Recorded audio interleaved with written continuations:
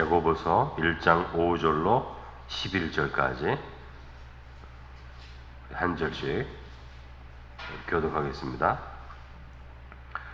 너희 중에 누구든지 지혜가 부족하거든 모든 사람에게 후히 주시고 꾸짖지 아니하시는 하나님께 구하라. 그리하면 주시리라.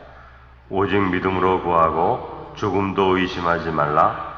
의심하는 자는 마치 바람에 밀려 요동하는 바닷물결 같으니 이런 사람은 무엇이든지 주께 얻기를 생각하지 말라. 두 마음을 품어 모든 일에 정함이 없는 자로다. 낮은 형제는 자기의 높음을 자랑하고 부한 자는 자기의 낮아짐을 자랑할지니 이는 그가 풀의 꽃과 같이 지나감이라. 다 함께 해가 돋고 뜨거운 바람이 불어 풀을 말리면 꽃이 떨어져 그 모양의 아름다움이 없어지나니 부한 자도 그 행하는 일에 이와 같이 쇠잔하리라. 아멘. 자, 오늘 본문의 말씀은 두 가지 짧은 말씀을 주시는데, 하나는 지혜를 구하는 삶에 대한 권면이시죠. 지혜를 구하라는 말씀이고, 다른 하나는 부자와 가난한 자들이 믿음의 공동체 가운데 하나로 모여 있을 때 어떻게 평등한 모습으로 하나가 될 수 있겠는가 하는 그런 말씀입니다. 5절에서 8절의 말씀을 보면 하나님께 지혜를 구하는 신앙의 삶을 권면하십니다. 어제 저녁에는 믿음의 시련을 기쁘게 여기라 그렇게 말씀을 드렸는데, 시험을 당하고 고통을 당하면서 기뻐하는 것이 쉬운 일이 아니죠. 그러므로 지혜가 필요하다 그렇게 말씀하는 겁니다. 지혜는 새로운 관점에서 어떤 것을 보게 하는 힘이 있어요. 그저 우리 눈에 보이는 대로 보는 것이 아니라, 눈에 보이는 대로 그냥 해석하는 것이 아니라 새로운 관점으로 보게 하는 힘이 있습니다. 지혜는 하나님이 우리에게 주시는 생명과 은혜와 축복을 삶에 적용하며 바라보게 하는 힘이 있는 거예요. 그래서 상황은 굉장히 어려운데 그 가운데 하나님이 우리와 함께 하시고 하나님이 계획하신 뜻이 있다는 것을 보게 하는 힘이 있는 거죠. 때로는 지혜는 우리의 삶을 해석하는 능력인데 있는 그대로 그냥 보는 것이 아니라 하나님이 원하시는 아름다운 비전을 보면서 현실을 해석하는 그런 능력이 되기도 하는 거죠. 그러므로 지혜라는 것은 굉장히 포괄적인 말입니다. 한마디로 이렇게 말할 수 있는 게 아니라 굉장히 넓은 의미를 가지고 있는데, 어떤 모든 삶의 상황 가운데서도 그 삶이 막다른 골목에 있는 것이 아니라 하나님 앞에서 여러 갈래의 길이 있음을 알고 그것을 우리의 삶에 적용하는 거죠. 어떤 분은 말의 지혜가 있어요. 그래서 참 힘들고 어려운 상황인데도 말로써 사람들을 힘을 주고 격려해주고 사람들의 마음을 이렇게 높여줍니다. 그래서 불안했던 사람도 그 사람과 만나면 굉장히 힘을 얻죠. 말의 지혜가 있는 것입니다. 어떤 사람은 관계의 지혜가 있어요. 사람들을 아주 잘 화합시키고 잘 화해시켜서 한 마음으로 나아가게 합니다. 굉장히 상황이 어려운데도 어떻게 말로 그렇게 잘 화합을 시켜서 마음을 이렇게 풀어주는 사람들, 지혜가 있는 거죠. 상황은 똑같은데 그 사람은 특별한 관점에서 사람들의 마음을 그렇게 잘 적용해서 마음을 이렇게 화해시키는 것을 보게 됩니다. 이러한 지혜가 있으면 힘들고 어려운 일들도 즐겁게 받아들일 수 있게 만들고 힘을 얻게 해줍니다. 이런 것들이 지혜죠. 그런데 이런 지혜는 특정한 사람의 전유물이 아니라고 오늘 말씀하는 거죠. 저 사람은 원래 지혜가 있지, 이렇게 어떻게 말할 수도 있고, 저 사람은 지혜의 은사가 있다 이렇게 말하기도 하는데, 이런 지혜는 그 은사가 어떤 특정한 사람에게 주어지는 것이 아니라 오늘 본문에 보면 하나님께 구하라 그렇게 말씀하는 거예요. 하나님께 구하면 모든 사람들에게 임하는 것이 지혜다. 5절에 보면 너희 중에 누구든지 지혜가 부족하거든 모든 것에 후히 주시고 꾸짖지 아니하시는 하나님께 구하라. 그리하면 주시리라 이렇게 말씀하신 거예요. 지혜의 근원은 하나님이시기에 하나님께 구하라는 것입니다. 그 지혜가 어떤 사람의 특성이 아니라는 거예요. 지혜가 부족하다고 느끼면 하나님께 구하고 하나님께 구하면 하나님이 지혜를 주신다 그렇게 말씀하시는 거죠. 그 지혜는 시험과 고난할 때에 그 가운데 숨겨져 있는 하나님의 뜻과 은혜를 그래서 발견하게 만드는 겁니다.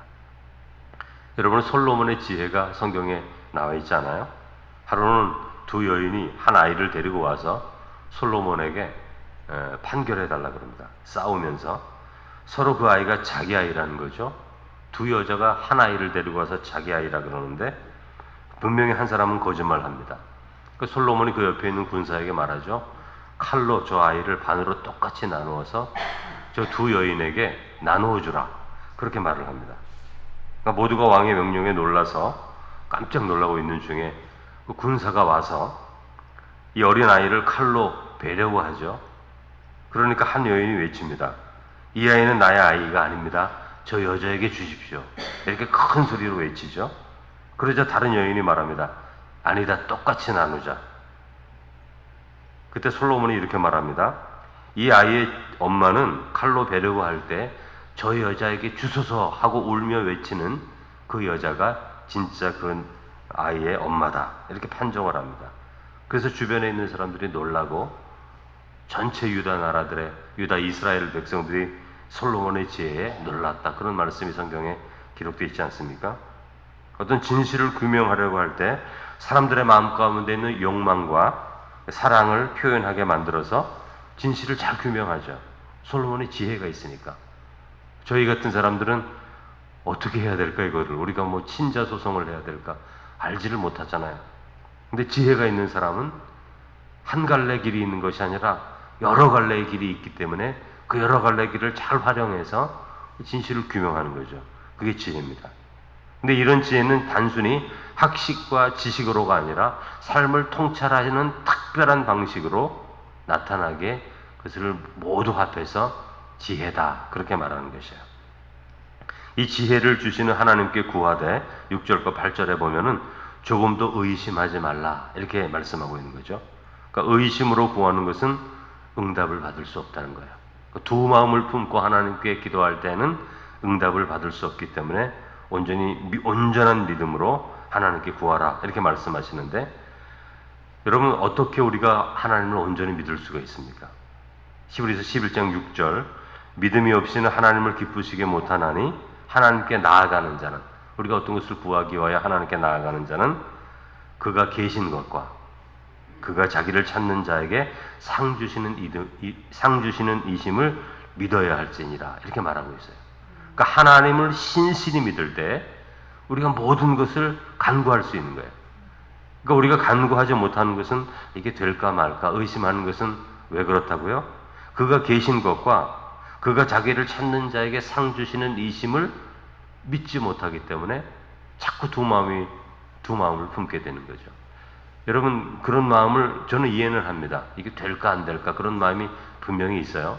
근데 그런 마음이 있을 때에도 굳건히 하나님을 믿고 의지하고 오늘 히브리서에 있는 말씀과 같이 이런 믿음의 확신을 가지고 자꾸 구할 때 그 믿음의 고백을 통해서 응답하는 것들을 우리 삶에 경험하게 됩니다. 그리고 그런 것들을 자꾸 경험하게 되면 나중엔 담대해져서 하나님은 우리의 기도를 들으시는 분이구나 담대한 마음으로 하나님께 구할 수 있게 되는 거예요. 그러니까 우리가 믿음으로 고백하고 믿음으로 응답하는 하나님을 우리의 삶 가운데서 자꾸 경험하게 되면 담대히 하나님께 나아가 모든 것을 구할 수 있게 되는 것이죠. 그런 믿음을 우리가 소유할 수 있어야 되는 것입니다. 9절에서 11절의 말씀은 낮은 형제와 부한 자를 대조하는데 여러분 교회 안에 가난한 형제도 있고 부자인 형제도 있습니다. 이처럼 서로 좀 대조되는 그룹이 함께 공동체 안에 있을 수 있다는 거죠. 우리 교회 안에도. 여러분 세상은 서로 끼리끼리 모입니다. 부자는 부자대로 모이고요. 부자가 가난한 자하고 전혀 친해질 수가 없어요. 이 세상에는.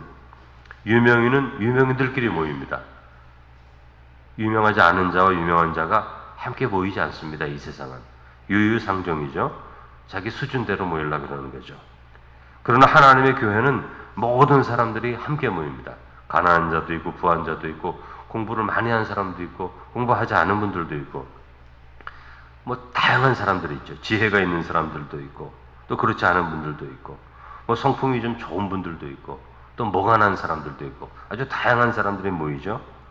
왜냐하면 우리 모두가 하나님의 자녀이기 때문에 하나님을 통해 모이는 사람들이기 때문에 아주 다양하게 모이는 것이죠.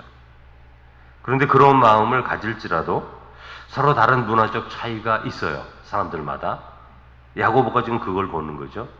부자도 있고 가난한 자도 있는데 하나가 되지 못하는 거죠.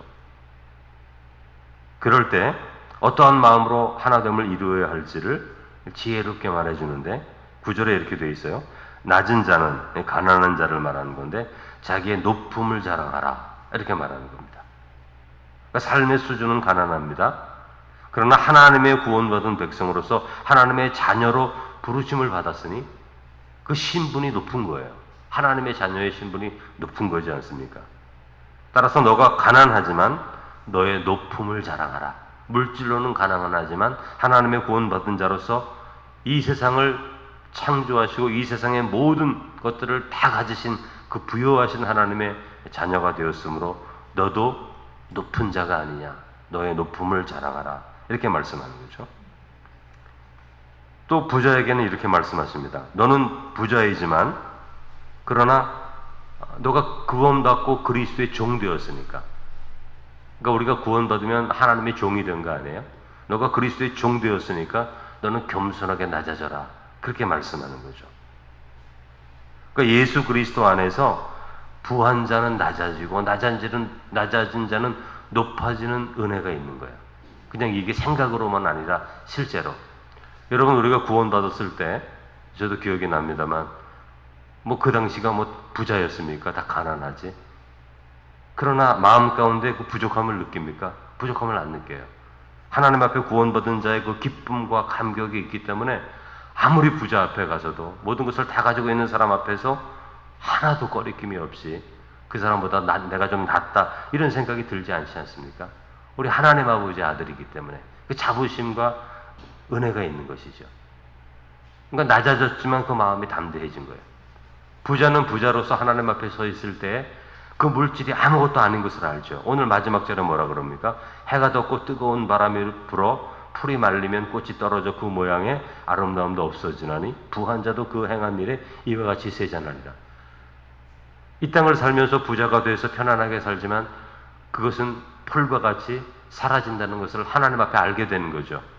하나님이 우리에게 허락하여 주신 구원만이 하나님이 자녀가 된 것만이 영원하다는 것을 알게 되니까 겸손해지는 거예요.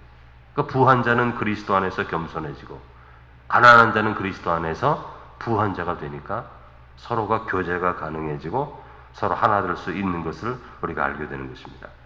예수 그리스도 안에 죽음과 부활이 있죠. 예수 그리스도 안에 높음과 낮음이 다 있는 거죠. 높으신 하나님의 아들이 낮은 자로 사람의 모습으로 오셔서 십자가에 죽기까지 낮아지셨지 않습니까? 그러니까 그리스도 안에서는 낮아진 자가 높아지고 높은 자가 낮아지는 힘과 지혜가 있는 거죠.